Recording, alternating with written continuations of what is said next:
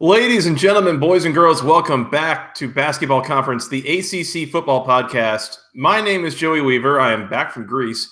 He is Mike McDaniel. Mike, we got one last preview to do. We have gone through with a lot of friends and talked about a lot of different teams, and we got to talk about all of them together right now. Are you ready to preview the whole conference? After a week away, I hardly recognized you. Yeah. I got a little bit red. I got some color. There's like beaches and stuff in Greece that we went to. It was real sunny and hot.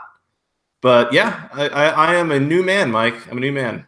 But most importantly, you found that brewery that Matt Trogdon was telling you about. So I sure as hell did. The Santorini Brewing Company. And I met their donkey and everything. It was great.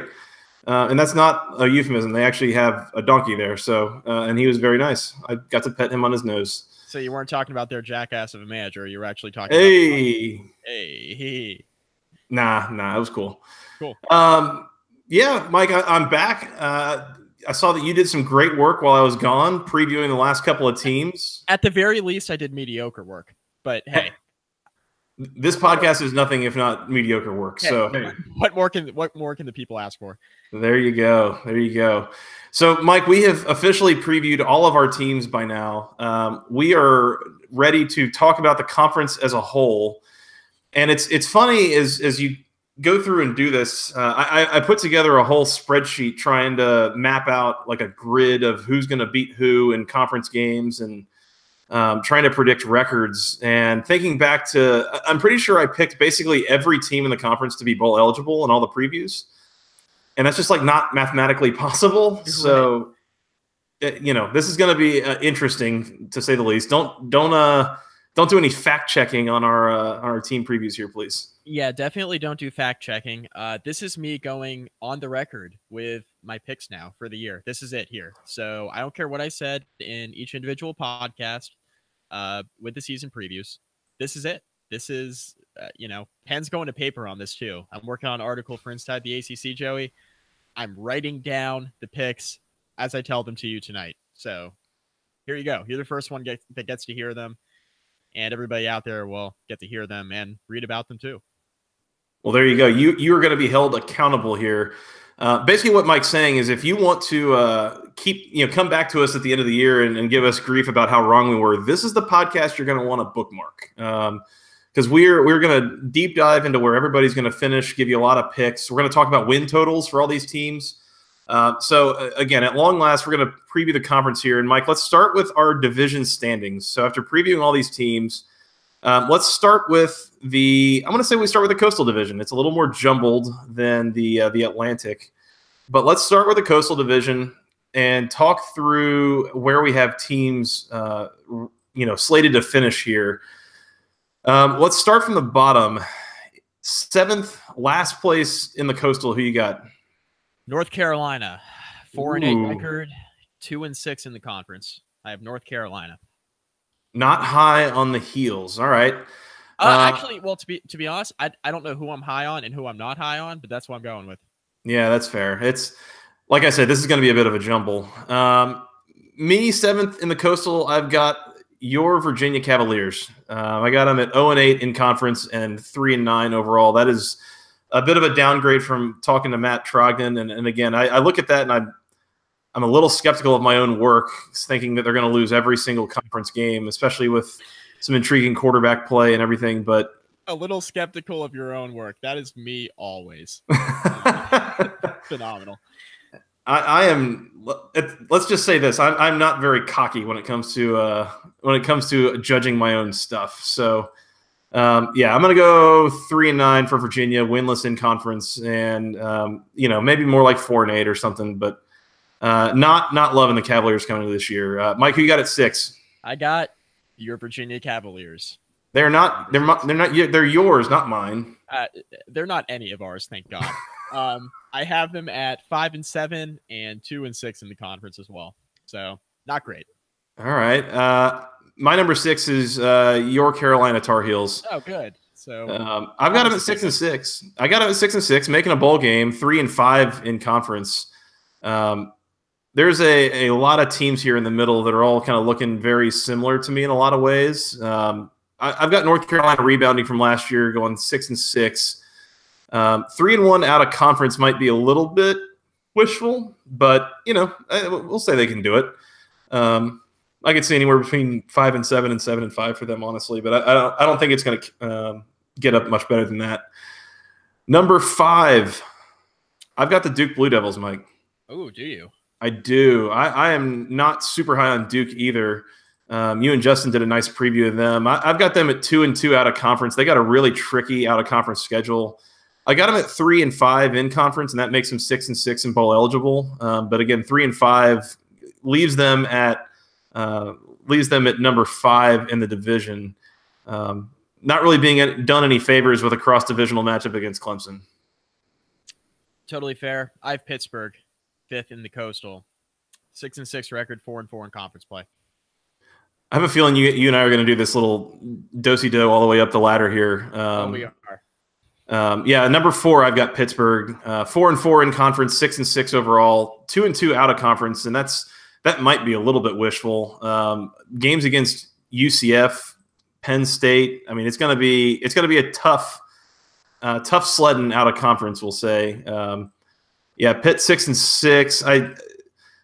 I don't know. I don't love Pitt. I don't love what Pat Narduzzi's been doing, but maybe he'll prove me wrong. The do-si-do continues at number 4 in the Coastal. I have the Duke Blue Devils, 7-5, 4-4 in conference play. That means they're going 3-1 in a low-key, tricky non-conference schedule. That's fair. Yeah, I don't know. Don't love it for either of these teams, but I mean, basically what I've ended up with, I've got 3 teams finishing at 6-6 in the Coastal, and that's in the bottom 4. 3 of them go 6-6, all bowl eligible. I think that's kind of what we're looking at. And then we were talking a little bit before we came on here. Again, the standings this year, you could probably compare them to about 10 years ago, and a lot of the records might look kind of similar to what you're used to seeing of, again, a bunch of 6-6, 7-5 ACC teams. But I will say that I think that the quality at this point is significantly higher than it used to be. So not necessarily a slight, just that all these teams have elevated their game, and as a result, now they're all elevated, but still kind of in the same plane. So it is what it is. It's a deep conference. I think that'll be clear this season. Like, there will be a lot of really good football teams going 6-6 and 7-5 just because there are other good football teams they'll be playing against in conference play. And I think that's the easiest way to kind of slice it up as far as we know right now as the season gets underway. Yeah. Mike, who you got at number 3? Your Georgia Tech Yellow Jackets. They are mine. They are indeed yours. I was back and forth on this all day as far as record prediction is concerned. I have them at 7-5 overall, 4-4 in conference play. Like I told you before we hit record, I could easily see them going 8-4. It's just a brutal schedule. So I'm just gonna lean a little bit more conservative and say 7-5. Yep, and 7-5 and 4-4 in conference is where I have your Virginia Tech Hokies. There they are. Number 3 in the division. Rebuilding year on the defense. A little bit of lack of. I haven't really seen it yet from the offense under Justin Fuente, but getting Josh Jackson back, as a sophomore, even just growing up from being a freshman last year, they could be better. But I'm going to put Virginia Tech at 7-5 and number 3 in the division. And that's, of course, behind my Georgia Tech Yellow Jackets at number 2. I've got them at I do have them at 8-4. I'm going 5-3 in conference, finishing 2nd in the Coastal Division. I think they should be better than last year. They're getting a lot of guys back. A lot of those games that they lost last year were a play away from being won, or even fractions of a play. In the case of if a tip ball in the Miami game goes the right way or something like that, I mean, that's a win. So I think they'll get it right this year. I'm going to go 8-4 for my Georgia Tech Yellow Jackets, even though that includes a loss to your Hokies, Mike, actually. Fair enough. Number 2, I have my Virginia Tech Hokies, 8-4, 5-3. So let's flip a coin on VT and Georgia Tech. I think they're pretty much in the same boat. Pretty much all these teams, yeah. I mean, yeah, I completely agree. The fact that 5-3 is good enough for 2nd in the division, I think, is kind of telling here. Yes. We'll say that. Yes, completely telling. Which means there's only one team and one team left, and it's a team that both of us despise.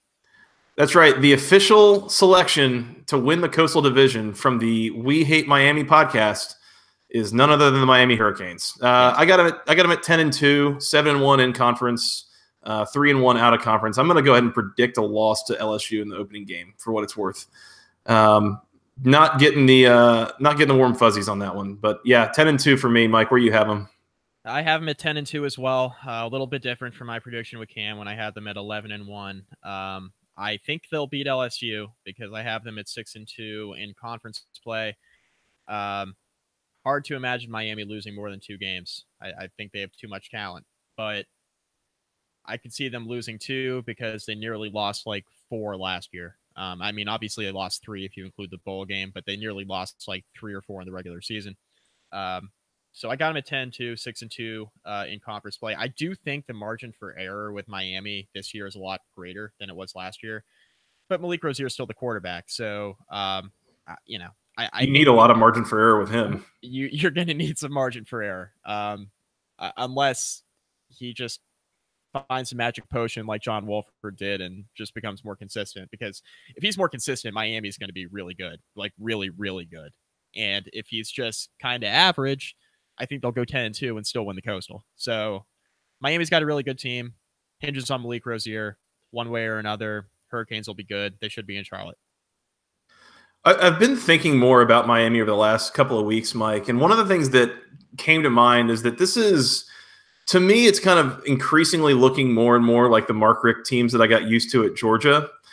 And I'll say that that's a good thing, but not a great thing. And that's, again, kind of indicative of what he was at Georgia, was good but not great. They struggled to get over the top a lot of the time. You know, you look at the way that they won, so many tight games, even though they had a talent advantage last year pretty clearly. You look at the way that he's handling the quarterback situation, just kind of like I said he would, and like Cam didn't like that I said he would, but is coming around and not liking it anymore. Like, it would not shock me for an outstandingly talented Miami team to go like 8-4, to underperform, lose a couple of games they shouldn't lose, lose to like Pittsburgh and Georgia Tech, or something like that. That's a totally feasible thing that could happen. That would be pretty trademark of Mark Richt teams, is to underperform the talent level. So I will say that that's on the table. I'm not predicting that again. We both have them at 10-2. We got to win in the Coastal Division. I don't think there's anything to worry about, but just keep that in mind. It could happen. You never know. Yeah, might be hoping for it even. Mike, I totally blanked on this as we were going through. We got to look against the win totals here. Oh boy. So let's start again from the bottom of the win totals. Virginia at 5. You going over or under? I push, apparently 5-7. So I guess, technically going over. I don't know. I have them at 5-7. So if I was going to put money on that, which first of all I probably wouldn't. Second of all, if I was going to, if you handed me a $10 bill, put a gun to my head, and said, "Hey, go bet this on Virginia's win total," I would probably bet under, thinking that the worst I was going to do is a push. I don't know that they're going to do any better than 5-7 in my mind. Again, I've got them at 3-9. North Carolina at 5. I've got them as a slight over. I've got them 6-6. I don't mind the over on North Carolina here. Well, you do. I picked North Carolina to go 4-8, but I am not betting money on that. So, yeah. I say I don't mind it. That is not like an endorsement or anything here. Like you said, another one that I would not bet. I would leave that alone. Key difference between I don't mind it and I would bet it. Yes. 2 completely different things. Totally. Pittsburgh, Georgia Tech, both at 5.5. Oh boy. Well, I guess. Got Pitt at 6-6, and there goes my magazine. I got Pitt at 6-6 and Georgia Tech at 7-5, so I'll take the over on both of those teams.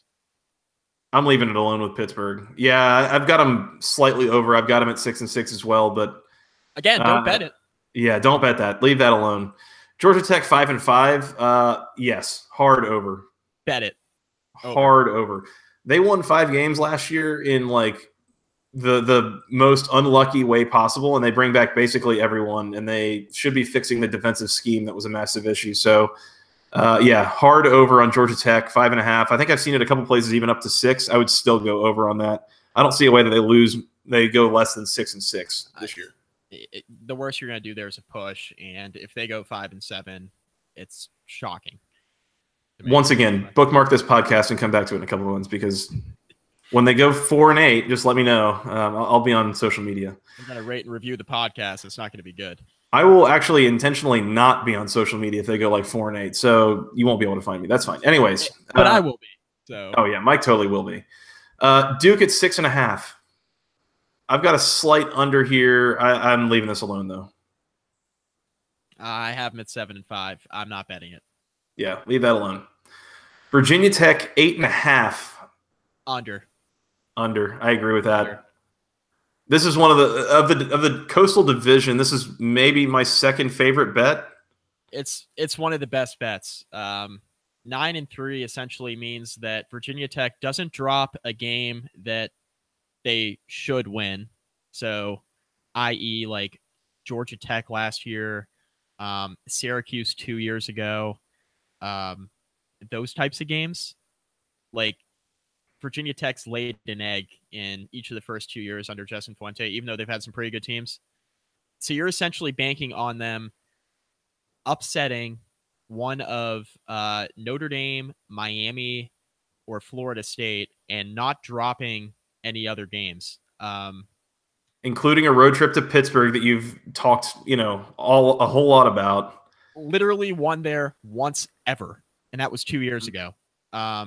There are a lot of losable games on the schedule for Virginia Tech. Duke the week before Notre Dame on the road. Yeah. Mm-hmm. Under.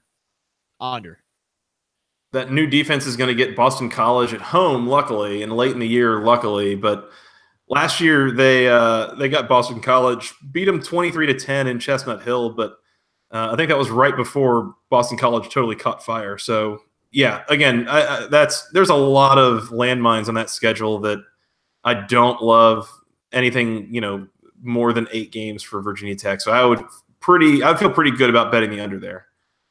Last one, Miami at 10. We've both got to push there.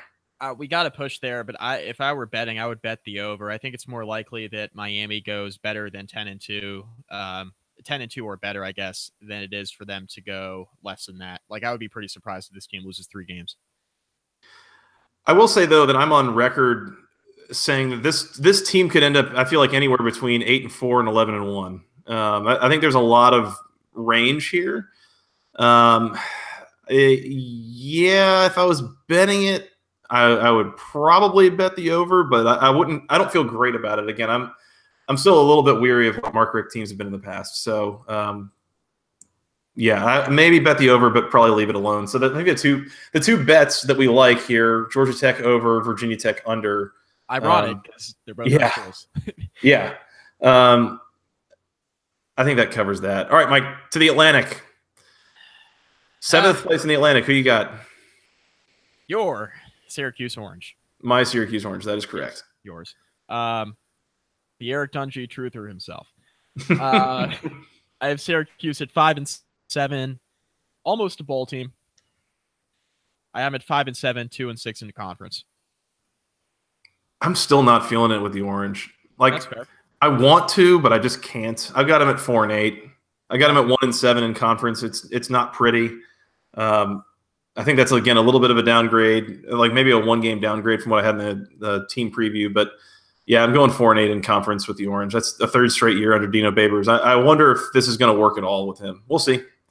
Their win total, by the way, 6. I feel pretty good about the under on that, Mike. I would take the under. Yeah, I don't think Syracuse now. Assuming this is not including bowl games, assuming this is just regular season, I'd be shocked if Syracuse wins 7 games this year. I do not see that happening.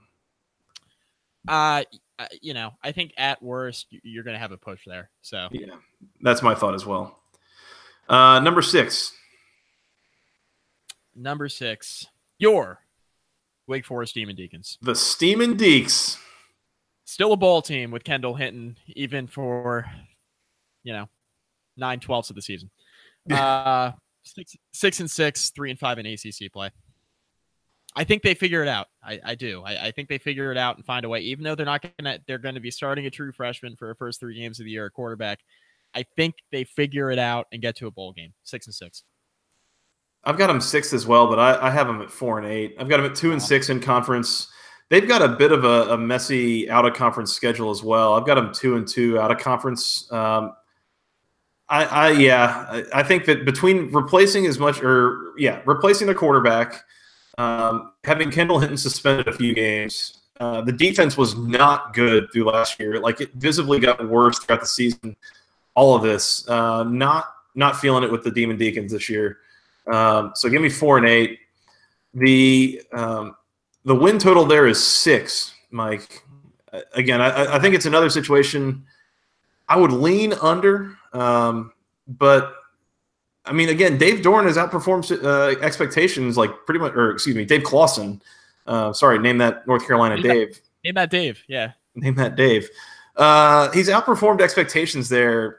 I said 2-2 out of conference. That includes a loss at home against Notre Dame and also a loss opening week at Tulane. So, I mean, 5-7 is there, and maybe they win another one in conference. Finish 3-5 or something. But I don't know they're going to be any better than 6-6 here.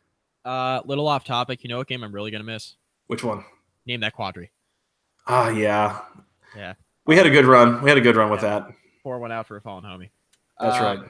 I would also lean under with Wake. I have a hard time seeing them going better than 6-6. At the very worst, you get a push there. What the hell? Let's lean under. That's where I'm at with both those two bottom teams in the Atlantic. Mike, 5th in the Atlantic. I've got my Louisville Cardinals 7-5, 4-4. Nice. 6-6, 3-5. I also have Louisville. All right. Their win total is 7. I'm probably leaving that alone. I've got them chalked up as a push, but I don't. That could kind of go either way for me. This could be like a 5-7 team. It could be like an 8-4 team. Yeah, and I just keep thinking back to our podcast a couple of weeks ago with Ethan and Moore. And I really want Louisville to be good. Like, now I'll be openly rooting for Louisville to be good this year because, I mean, I want Ethan Moore to be happy. Oh, yeah. Well, and Bobby Petrino is such a likable guy. Yeah, he's I mean, truth be told, he's a little bit of an asshole, but that's okay. Tell me how you really feel, Mike. 6-6, 3-5, 5th place. They still make a bowl game. Hey, Bobby Petrino gets his pocket passer, which you want pass. That's more his speed, truth be told, once again. Yeah, it is. Yeah, Ethan definitely hyped us up on Louisville this year. It could happen. I'm still a little bit weary of our favorite defensive coordinator in the league. That being for those that didn't listen to the individual team preview, Mike and I have decided that Brian Van Gorder, now the defensive coordinator at Louisville, is going to be referred to only as the notorious BVG. And don't worry, we still have an award named after him.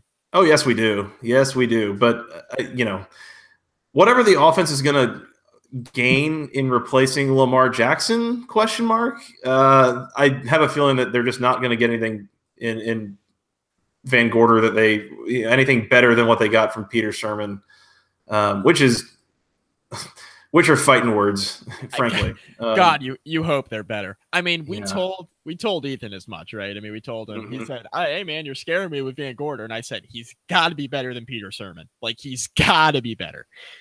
I don't know how much better. He's got to be a little better. Yeah, they were embarrassingly bad last year on defense. Awful.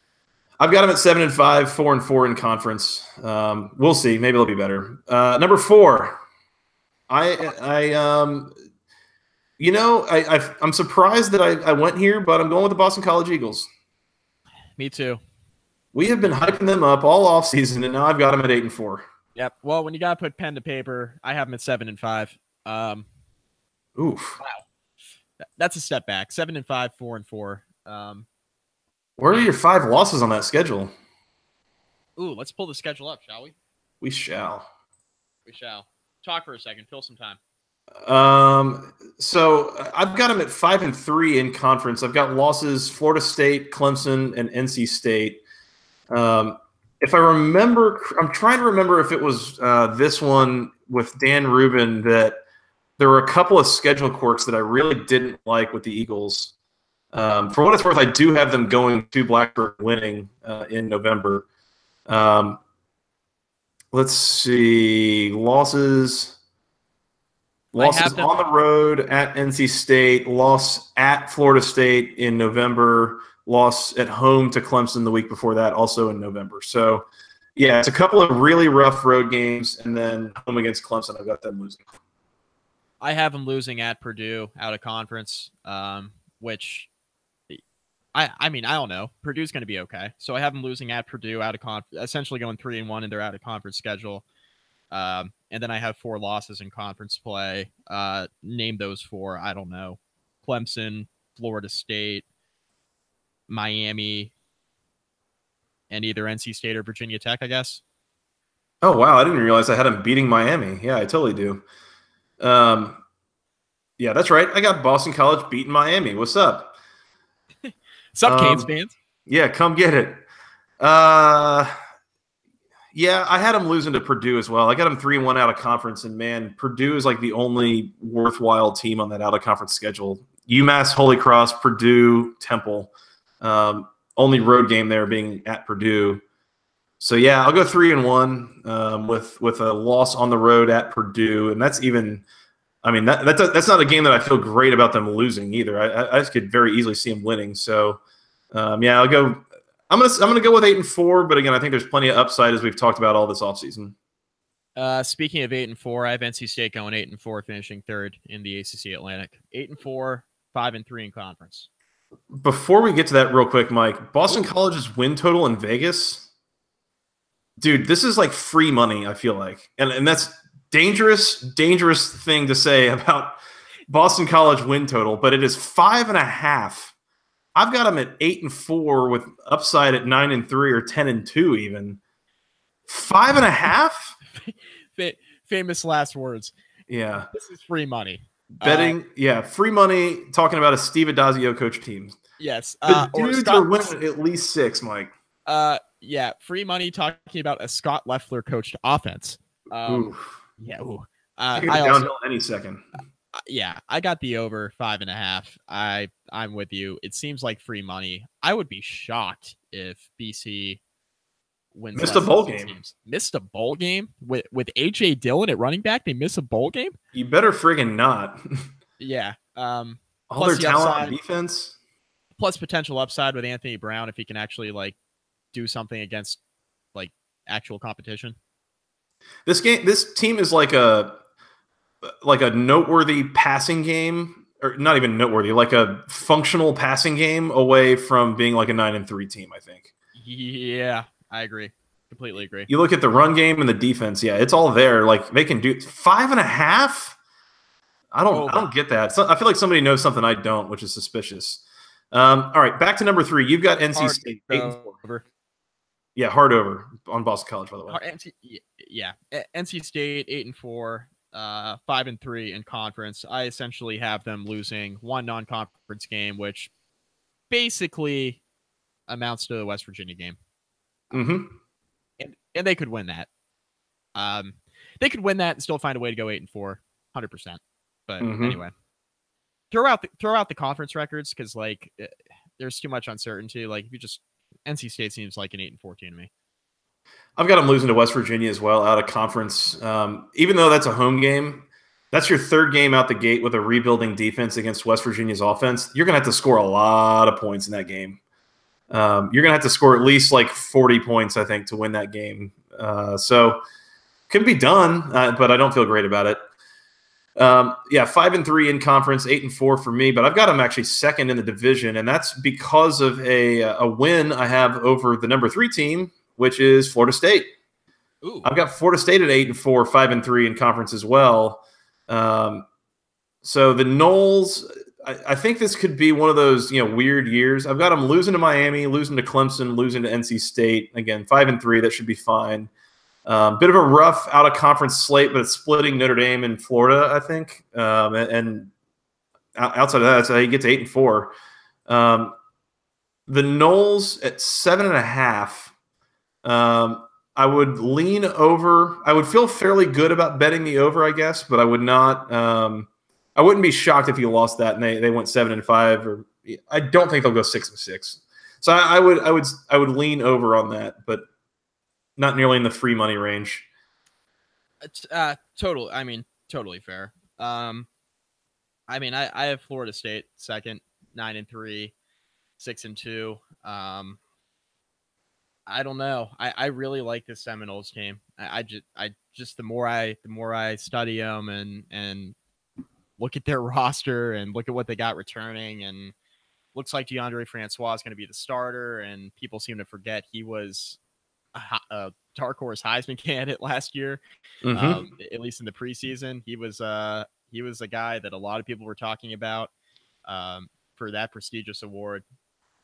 I mean, it all came crashing down when he got hurt in the opener against Alabama, but people forget how talented Francois is. Look, if he's the quarterback, they got skill position talent. Cam Akers is outstanding at running back. He's going to break out this year for sure, and be one of the top running backs in the conference. The schedule sets up nicely. I think they can go 9-3 if they can get past Virginia Tech in the opener, which they get at home. I think they'll win that game at home. It's a tough game to open with because Virginia Tech's a tough team, but you get them at home, you get past that game, it could be relatively smooth sailing until you hit Miami and Clemson later in the year. So I like Florida State 9-3, 6-2 in conference. Yeah, I think there's major upside there. I would say upside is probably like 10-2 or something like that. Again, I think at worst, unless there's some weird act of God, injuries, something or other that happens, I would say this bottoms out at like 7-5 for Florida State. So going over 7.5, I would feel pretty good about. NC State, again, I've got them second, beating Florida State, and so winning by virtue of the tiebreaker. 5-3 in the ACC, 8-4 overall. You had them at number 3. Win total on them is 7. Even as somebody who has them at 8-4 and could get a push with 7-5, I don't feel great about betting this NC State team, honestly. I'm still a little bit weary of Dave Doeren, given that last year was as talented as a team as NC State's ever had, and they go 9-4. And I mean, that was the best you could do, and now you got to replace all this NFL talent on your defense and everything. It's like there's a lot of pieces in place, especially on the offense, to score a lot of points and be really good, but I just don't see how you improve as a team with all you lost on defense. They're only returning 3 starters on that side of the ball. So, I'm not touching the bet. I think NC State, because of their offense, because they have Ryan Finley, I think they find a way to get 8 or 9 wins. Like, I think that's reasonable. I have them at 8-4. You have them at 9-3.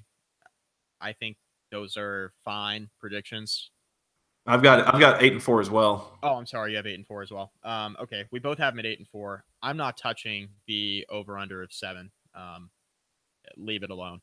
Yep. Yeah, totally leave that alone. I totally agree. And number 1, Clemson is it's Clemson. I just ruined the surprise. It was a big surprise. Clemson Tigers. I got them at 12-0, Mike, and I picked them on the preview as 11-1. Oh, actually, 12-0. I went 12-0. I'm going to throw this caveat in here.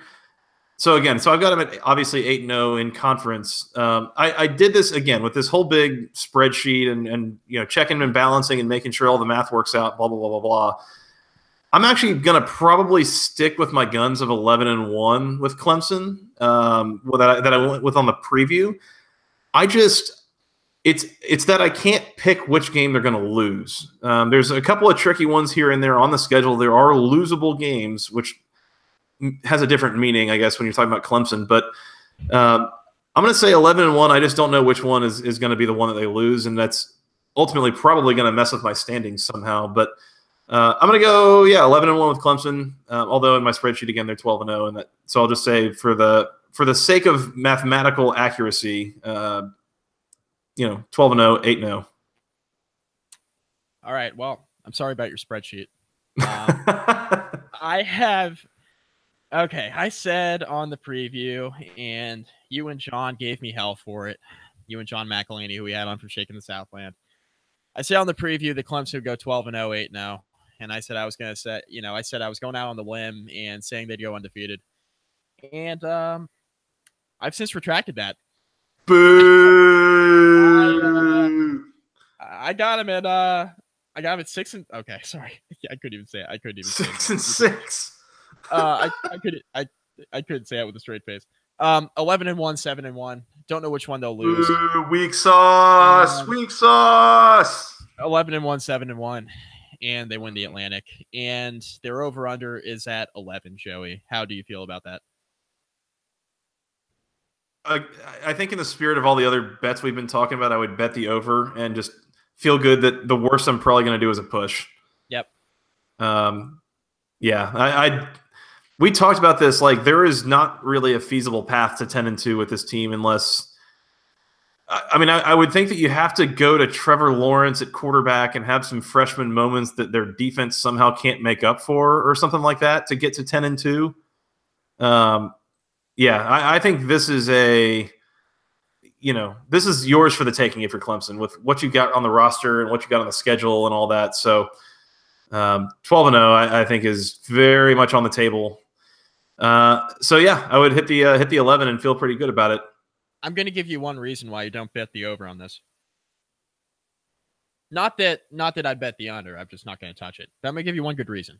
Okay, I'm curious. You have my attention. 2 years ago, what did Clemson do? They won the national title. That is correct. They only lost one game that year. You remember who that was against? That would be your boy Matt Canada and his Pittsburgh Panthers. That is correct. Lost to Pittsburgh. Remember what almost happened against NC State? They damn near lost that game. They were a missed field goal away from 2 losses and not even a national championship game appearance. Now they won, right? And everybody wins. It's a valid point. That is the reason why even something that looks so surefire as a Clemson team going undefeated or 1 loss, and Clemson was loaded that year, and everybody was picking them to go to college football playoff, and everybody was picking them to go to a national championship, and they went, and they won. That is why you are very, very careful when you pick high win totals. 11 is a lot of wins, and Vegas is betting that a bunch of college kids will screw up, which is a great bet to take. They're hedging their risk. I'm not touching it. That's fair. That's totally allowable. I mean, again, like you said, you're betting on a bunch of 18 to 22-year-olds and a weird-shaped ball, as Bill Conley likes to talk about. I mean, yeah, as I look at it, if I was going to bed the evening of, I believe it's September 8th, and I checked my phone and I saw that Clemson lost at Texas A&M, I would be surprised or shocked. It would not be one of those where I thought the app was broken. Correct. And there's a few of those games on the schedule. Obviously, Florida State, Louisville's got a little bit of something going. Boston College got a lot of hype. Like, NC State can score a bunch of points. They got a lot of ways to beat you on offense. Like, so it's Georgia Tech. Georgia Tech. Yeah, I know. No, I want to do it for you. Look. The point is that there are opportunities to trip up, although they're pretty well called out and obvious. So Clemson should be able to avoid them. If we're talking in terms of obstacle courses, because why not? But yeah, I mean, you're right that it's not impossible, and it's not like a far-fetched thing for them to to lose a couple just on weird circumstance, and next thing you know, yeah, they went under 11. So I would still lean over and feel decent about it, but you're right that it's probably not a smart way to spend your money. Yep. So Clemson winning the Atlantic, and by the way, the bets that we feel good about here: Boston College over, Florida State over, and I think that's probably it. So we have 4 bets for the win totals that we feel pretty good about betting. Yeah, we're going over Florida State, over Boston College, over Georgia Tech, under Virginia Tech. And then everyone else, it's kind of a hodgepodge, and I wouldn't feel great about any of them, but we've obviously given our opinions. Mike, we got Miami and Clemson in Charlotte. Who you got? Clemson by a lot. I got Clemson by a lot too. Okay. I'm sticking. What I said about a Mark Richt team is I don't think Miami is like a fully baked powerhouse yet. I think there's a little bit of It's like those pancakes that you pull off the griddle like a little too early, and there's still a little bit of dough and your batter or whatever inside. Which, by the way, that's my kind of pancake. I don't know about you, but I love a mostly done pancake. Yeah, not bad. But that's also not the kind of thing that's going to win you a competition or anything. Just in the way that I don't think it's going to win Miami an ACC championship. I don't know that it'll necessarily be as bad as it was last year in the conference championship game, but I'm with you. Conference champion, surprise, is the Clemson Tigers. Yeah, what was the final score last year? Either 38-3 or 35-3, one of the two. Was it 3 or did Miami score a touchdown at the very end or something? I mean, it took like 55 minutes for Miami to avoid the shutout. Let's put it that way. Yeah, it was bad. I still think it's Clemson by multiple touchdowns, like 2 or 3 scores probably. Comfortably. Yeah, I don't think it'll be very competitive. I mean, I don't think Miami will necessarily step in it like they did last year, but I think Clemson will exert their will. Let's put it that way. If I today gave you Clemson minus 17 in the ACC championship, are you betting them to cover 17? Oh. Against, and that doesn't even depend on who they're playing. It could be against anybody in the Coastal. Yeah. Okay. I think I would. Clemson by 3 touch. Yeah, I think I'd take that. I don't know if there's anybody in the Coastal that I think would put up that kind of a fight against Clemson. Miami is the only hope out of the Coastal to even compete with Clemson. That's the only hope out of the Coastal, and I don't think Miami's chances are very good. So anyway, Clemson. Yep. So go bet Clemson. I'm guessing that's like minus 500 or something to win the ACC. I think it was at one point. No bang for your buck. None. No bang for your buck. Mike, who's your offensive player of the year in the ACC this year? Okay. Well, I told you it was going to be one person, and I thought a little bit more about it, and I think it's going to be another person. So let me tell everybody who my original player of the year was that I have written down on my piece of paper. Here you go. My offensive player of the year that I have written down is A.J. Dillon of Boston College. I think he could be a 17 or 1,800 yard rusher. He could be really outstanding. The only thing about that is if Boston College goes 7-5, like I have written down for them here, there's no way A.J. Dillon wins Offensive Player of the Year. So my pick for Offensive Player of the Year is Travis Etienne from Clemson. Oh, all right. Because I think Clemson is going to be very good. Travis Etienne is going to break out at running back. I know they have a couple different guys they can give the ball to in the backfield, but I think Travis Etienne is outstanding. I think he's going to get more touches this year and a little bit heavier workload, and I think he is your Offensive Player of the Year. I typed a name in our chat window here, and I was trying to call my shot on who I thought was going to be your pick. It was a name that popped up to me. It was a great guess. Yeah, I thought you were going to go DeAndre Francois here, but no, Travis Etienne. All right, that's an interesting pick. I have my only problem with that is I think Clemson's got enough of a stable of backs and offensive skill players that he may not get enough of the load to like really pull away on that. Fair argument against it. My offensive player of the year, I've kind of maybe alluded to this a little bit, is I think what NC State's offense is going to be capable of this year, bringing back a lot of their receiving talent and just really generally being able to score a lot of points. I'm going to pick Ryan Finley as my offensive player of the year. As I continue my trend of picking middle of the Atlantic quarterbacks for my player of the year. Last year I took Eric Dungy and it went okay, but not really. I'm going to go Ryan Finley. I'm going to feel okay about that. I could see DeAndre Francois. I mean, I think if he comes back and improves on his freshman year, so that would be 2 years ago when he led Florida State to the ACC championship. No, he didn't. He led him to the Orange Bowl. I mean, he looked really good all year. And again, building on that, coming back for a second full season after missing last year with an injury, I think he could be really good. But I think my pick is going to be Ryan Finley. Defensively, Mike, we said that there's like a couple of ways you could handle this. My strategy was go pull up Clemson's defense and basically close your eyes and point at someone on the defensive line, and I'm going with Christian Wilkins. Oh, good pick.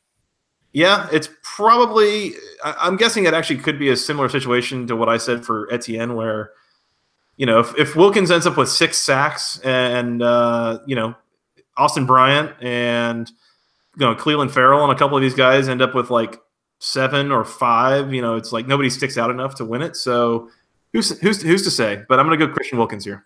Ironically enough, the reason why I didn't pick the Clemson defensive line is because I was like, oh, well, they got too many good guys, which is weird because I just picked Travis Etienne and they got like a bunch of running backs at Clemson. So logic. I picked Joe Giles Harris from Duke. He had 125 tackles last year, led the team by a lot. He's going into his junior year. He has over 230 tackles since he arrived at Duke. Very quietly, if you're not an ACC fan, but if you are an ACC fan, Joe Giles Harris is must-see TV when he plays at Duke. So if you're looking for one guy to watch or looking for a reason to watch Duke games, watch it when their defense is on the field because Joe Giles Harris is outstanding.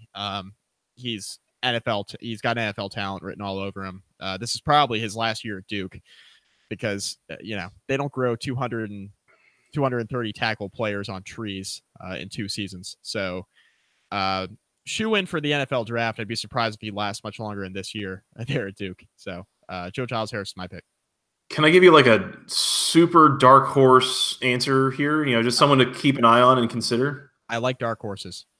And he actually plays for a team that has a dark horse as a mascot. That would be Jordan Mack, linebacker, maybe a little bit of a hybrid safety for Virginia. Was a sophomore last year, was 5th in the conference in tackles. Was 3rd on the team as his teammates Micah Kaiser and Quinn Blanding led the ACC with a combined like 6 million tackles. But Jordan Mack, 114 tackles last year, and having to step up and replace Micah Kaiser, Quinn Blanding. Keep an eye on him; he could be really good. Can I pick a dark horse offensive player real quick? Of course, Eric Dungey. Oh yeah. All aboard the Dungey Express. Let's go. After last year and your pick being Eric Dungey, and I loved the pick, by the way, last year, I had to do it. Hey, he hasn't stayed healthy past like November 7th in his 3 years at quarterback for Syracuse. This is the year. I was going to say, can he be like the September offensive player of the year? I know. God. He's really good when healthy, so let's hope that at the very least he can stay on the field. Love you, Eric. Coach of the year, Mike. Who you got? Well, I have Florida State going 9-3, so my offensive player of the year. My coach of the year is Willie Taggart. Damn it, you thief. I know. Yeah, I'm with you. Willie Taggart. I think that the kind of jump that I think I'm more banking on Florida State's upside here. I'm banging on it. I'm banging on the upside, Mike. No, I think the fact that Florida State could very feasibly go 9-3, 10-2. Talking about the jump that would be from last year, I'm guessing that would involve an exciting win or two in there, this kind of thing. I think there could be enough hype for Willie Taggart to win Coach of the Year. So you and I both going there. Another one I thought about, and another one where I'm really banking on upside would be Georgia Tech. If Georgia Tech went like 9-3 or something, and especially if that meant that they won the Coastal Division after going 5-6 last year, I could see Paul Johnson getting Coach of the Year. Or if it's not one of those two, it's Dabo or Mark Richt. If Clemson goes undefeated, it's going to be Dabo. I mean, I don't care how much talent you have. Like if you go undefeated in college football in the regular season, your coach is the coach of the year by default. So very true. Yeah. So safe pick here is probably Dabo. But if Clemson loses a game and a couple teams have hit their peak on the upside, maybe it's Paul Johnson, maybe it's Willie Taggart. Something like that. Yeah. Maybe Mark Richt. I mean, there are just a couple names throughout there. It's on the table. Mike, we gotta bring back the ACC Picks of the Week segment. We got a special edition. Let's do it. We've got a college football win total ACC Picks of the Week segment. We talked through all 14 teams' win totals. We gave you that our 4 primary picks being, again, Georgia Tech over, Virginia Tech under, Florida State over, Boston College over. Would you care to make a pick of the week on which team is going to most likely win? Well, let's just say that the favorite bet that you have of these picks of the week. And actually, before we do, I think we need to flip a coin to see who goes first because this order matters here. Order does matter because our favorite pick is the same pick. So we need to flip a coin. There we go. All right. Let's do this. I'm gonna just so that everybody can hear. We're gonna bring in a special guest to do this. Siri, flip a coin. It's heads this time. Mike, what did you call? I called tails, I guess. All right, I'll start. Scientific. How about that? That's right. Yeah, we're making it up. Yep. My pick of the week here, I'm guessing Boston College over 5.5. Ah, damn it. Is that your pick? Yeah, that's probably your pick. Indeed, was. Yeah, I'm going to go Boston College over 5.5. I think bowl eligibility has got to be like the floor with that team. I'm still dumbfounded at how that number is what it is. I think in some places, if you're looking for it now, it's probably at 6. And even then, I would still go over with the thought that I think the worst you're going to do is push. But yeah, give me Boston College over 5.5. Which means by default, I get the second best one, which is Georgia Tech over 5.5. Woohoo! Okay, that was hard. We could trade. Okay. I'll take Boston College over 5.5. Deal. I got Georgia Tech over 5.5. Since Okay. you actually, I think you won the coin flip. So Okay. Well, we'll take those two. the fun thing about coin flips is you're supposed to pick before you flip the coin. Yeah.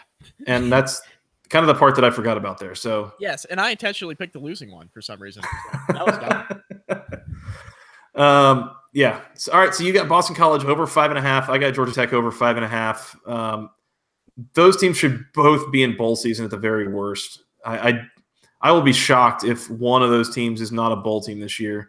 Boston College would be like a massive cratering as compared to what we've talked about all off season. So I think it's there. So Yeah, they got if they hit under 6 wins, like they got Lefflered big time. ooh, that's a good one. Yes. You got Lefflered. It's like you got mossed, but Yes, like but a in a lack bad of way. offense. Yeah, but with a lack of offense. Exactly. Oh, we threw the ball too much when we have a potential 2,000-yard rusher in our backfield. Run the dang ball. Also known as you got Jimbo'd. So, I mean, there are a couple of coaches who don't give the ball to a running back. So, Yeah, we'll see what happens. a tradition unlike any other. Yeah, support Dalvin Cook. Mike, who are your playoff teams? I'm assuming we're going Clemson here, since they're going to be 12-1 at worst. We're saying, so I'm assuming that gets Clemson in, right? Yeah, Clemson's in. Are you going with the default SEC champion with a crimson A as their logo? Correct. I am, and I think the loser of the SEC championship with one loss is also going to get in. Ooh, Georgia. That team is Georgia, even with a lot of losses on both sides of the football. I think Georgia's loaded because they have a lot of young talent. So watch your mouth. Watch your mouth. To hell with Georgia, Joey. That's right. The hell with Georgia. To hell with Georgia. I'm doing you a solid. I'm not picking Virginia to go to the playoff. Damn. Well, you didn't pick them to go to a bowl game, did you? No. Because that's almost as bad. I got Virginia at 3-9. Oh yeah, that's right. Okay, good. Okay. Picking to go to a bowl game is almost just as bad. Oh man, serious Virginia shade. Oh my god. All right, so you got Alabama, Georgia, Clemson, and I have Washington coming out of the Pac-12. I have the Big Ten getting shut out of the playoff, and I think the Big Ten is the best conference in the country. Interesting. I think they're the best conference in the country. I know we're an ACC football podcast, and the conference has something to say about that. I think the Big Ten's the most talented, and I think the problem is it's going to be survival of the fittest and basically just pure cannibalism in the entire conference. You're going to have Ohio State and Penn State and Wisconsin and Michigan State and Michigan, and they're all going to be good, and they're all going to have 2 losses, and none of them are getting in. So I'm with you on, let me count 3 of these. I'm with you on Alabama, Clemson, Washington. Nice. Not Georgia. Not Georgia. So first of all, I think that a second straight year of multiple SEC teams making the playoff and therefore multiple Power 5 conferences getting shut out of the playoff would be one of these things like the 2011 or 2012 national championship game that was Alabama LSU, where it kind of accelerates, pretty major changes in college football. I don't think we're going to get that a second year in a row. I am not shutting out the Big Ten this year, Mike. My playoff 4 is Alabama, Clemson, Washington, and Penn Wisconsin. State? Oh, okay. Wisconsin. I got the Badgers. They got a couple of brutal road trips at Michigan, at Penn State, but those are like a month apart. Yeah. Wisconsin, I think Wisconsin can and will be really good this year. Wisconsin's loaded. That is a brutal schedule, but I like Wisconsin a lot. Their offensive line is big and bad. They got Jonathan Taylor running behind them. They bring back their quarterback, Alex Hornibrook. Their defense has always been really good. I think Wisconsin is going to be really good. I think their schedule is conducive to making a playoff run here. The biggest concern, I would imagine they're like an 11-1 regular season team, meaning kind of as you alluded to, your biggest concern now becomes the Big Ten championship game. Does a 2-loss Big Ten champion get in over a 1 or 2-loss SEC runner-up? Maybe, maybe not. Who's to say? But yeah, I'm going with Wisconsin in the playoff for once, at least for once, making it in as a lot of people have kind of been wanting them to, I think. And there goes another year where my Notre Dame Fighting Irish are not in the playoff. Yep. All right. Sounds about right. National championship picks, go. What the hell, Clemson? Yeah, okay. Me too. Clemson over Alabama is what I got. Yeah. I'm curious to see I'm curious to see where Alabama goes over the next couple of years. I'm wondering if last year was maybe the end of Alabama's peak. Hey, I'm not calling their demise. No, and I'm not either. But so the thing that really sticks out to me is that they have had massive staff turnover like 2 years in a row. It's started to cost them a little bit in recruiting. It seems like the talent edge might not be quite where it once was. Is this the Bill Connolly, Stephen Godfrey? Oh, one of the assistants has to get him. No, not as much. I mean, look, there's been a lot of talk about what Kirby Smart's building at Georgia, and I do think that Georgia is starting to sell their souls to be really good at football, which, that's y'all's thing, not mine. But to me, there was a recruiting advantage this year for Georgia because of, A, they're good at recruiting, but B, there were a lot of external factors at play. Part of that is Alabama's staff turnover, not to mention that Tennessee didn't have a coach, Florida didn't have a coach, Florida State didn't have a coach. All this. So I don't think that Georgia is necessarily going to be this overnight dominant program that some people are thinking they will be after the last 12 months. But I do think that the distance between Alabama and the field is closing. We'll say that. I think that they will be a little more down to earth over the next couple of years. And we'll see if that then results in, a closing of the window for them, at least in the Nick Saban era. Okay. So you disagree then? I don't I agree with everything you just said. Actually, all valid points. I'm just not going to be the one to call it. It's one of those things. It's one of those things I'm dealing with as a Patriots fan with Tom Brady. It's like, hey, if you want to bet against him and Belichick, be my guest. It's one of those I have a hard time betting against Saban. I do. But everything you just said is a completely fair and valid point. So I disagree only because I don't want to be the one to call it and be wrong, I guess. I mean, historically, betting against Saban has not been a profitable. I have too much pride. I have too much pride, Joey. I don't know. I'm not going to be the one to call it, but I agree with everything you just said. So I think you have some valid points there. And I'm not calling them I just said they're going to make the playoff, and I know they'll make the national title game. It's all relative. I mean, it really is. It's all relative. But I think they would win the Coastal Division if that's what you're asking. Me too. For what that's worth. Are you picking Virginia to go to a bowl game? I won't go that far, but that's where I'm at. I think this is winnable for Clemson. I got them over Alabama in the title game. I'm with you. I for the love, I want to watch Wisconsin make a run though. I think that would be really fun to watch. I love Jonathan Taylor too, and I love me some Paul Chryst. Mm-hmm. Former ACC coach Paul Chryst. Yeah, sorry, Pittsburgh fans. Real quick before we close it out, how many bowl teams you got in the ACC? Just count down your win-loss here. Bowl teams. I've got Miami, Georgia Tech, Virginia Tech, Pittsburgh, Duke, North Carolina, Clemson, NC State, Florida State, Boston College, Louisville.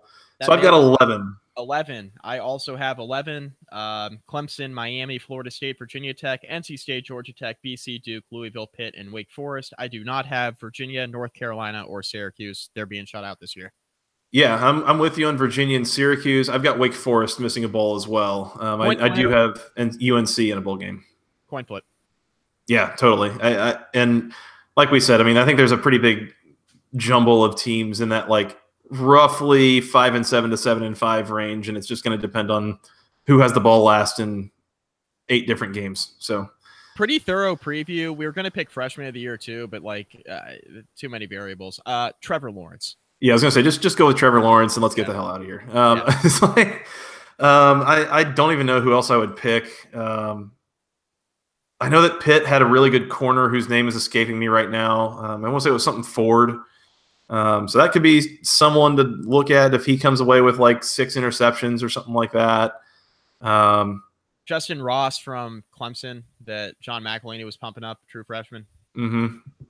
Yeah, that could happen. You never know. T. Higgins, is he a freshman? No, maybe. No, I don't think he is. I don't think he is either. It might be I sophomore. don't remember. Yeah, the ACC podcast. Yeah, this has been a really good preview. Very thorough. Like I said, bookmark this if you want to tell us how wrong we were at the end of the year. You're welcome to do that. Mike, anything else before we get out of here? That about covers it. And you're back to do the whole dismount at the end of the podcast, which if you listen to North Carolina and Duke dismounts there at the end, I apologize. And we'll just leave that there. Joey's back now, so it'll be okay. All right. Yeah. Look, it's like riding a bike for me. It's like muscle memory at this point, the whole thing. So, don't worry. It'll come to you. You'll get it. And for me, it was like riding a unicycle. Like it was opposite of riding a bike. It wasn't good. Fair enough. All right, Mike. Well, we got to get out of here. We got a week 1 preview we got to do. This is it. We made it. Week 1. It'll be dropping Wednesday at noon. Wednesday at noon before games start Thursday evening. So you'll be all primed and ready to go for our actual week 1 that starts Thursday night. In the meantime, you guys can find us on Twitter. I am at FTRS Joey. He is at Mike McDaniel CFB, and together we're at BC Podcast ACC. You can send us an email to the longest email address known to man, basketballconferencepodcast@gmail.com. Nailed it.